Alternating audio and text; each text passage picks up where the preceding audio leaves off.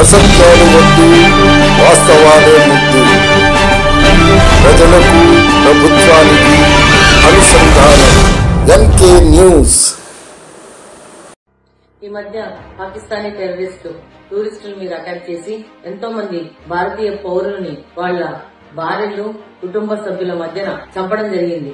ఎంతో మంది మహిళల సింధూరాన్ని తుడిచివేయడం జరిగింది. దీనికి గట్టి సమాధానం ఇస్తూ ఈ రోజు భారతదేశం సింధూర్ ఆపరేషన్ ద్వారా పాకిస్తానీ టెర్రరిస్టులకి గట్టి సమాధానం ఇచ్చింది. ఇందులో మహిళలైన సోఫియా ఖురేషీ, అలాగనే కమాండర్ వ్యోమికా సింగ్ ఈ యొక్క దాడులు ఏ విధంగా జరిగాయని మీడియా ముందు వివరించడం జరిగింది.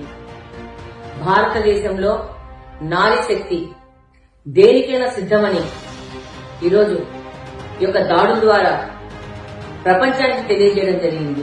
ఈ రోజు ఈ పాకిస్తానీ ఉగ్రవాదులను తరిమి కొట్టడం, మన దేశాన్ని కాపాడుకోవడం ఎంతో అవసరం ఉంది. ఈ రోజు మన యొక్క దేశంలో అస్థిరతను నెలకొల్పి దాని ద్వారా లాభం పొందాలని ఈ పాకిస్తాన్ లాంటి ఉగ్రవాద దేశాలు ఎంతగానో ప్రయత్నిస్తున్నాయి. దీన్ని గట్టిగా తిరగొట్టడంలో భారతదేశం ముందుంది.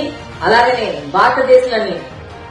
భారతదేశంలోని నారీ లోకం అంతకంటే ముందుందని ఈ ఆపరేషన్ సింధూర్ ద్వారా ప్రతి ఒక్కరికి తెలియజేయడం జరిగింది. ఈ యొక్క ఆపరేషన్ లో పాల్గొన్న ప్రతి మహిళకు నేను కంగ్రాచులేషన్ తెలియజేసుకుంటున్నాను.